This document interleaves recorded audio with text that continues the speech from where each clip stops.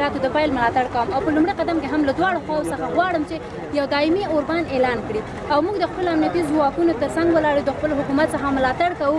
راځئ چې موږ هم د نورو هیوادونو په څیر یو بل ته لاس ورکړو، خپل ستونزې په خپل منځ کې سره حل کړو او تر څو موږ هم د نورو هیوادونو په څیر یو آزاد، خپلواک او پرمختللی افغانستان ولرو.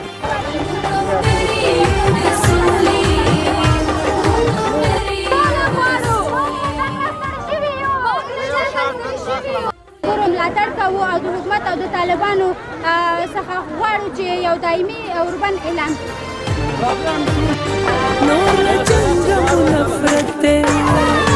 جنگ نستړي افغانان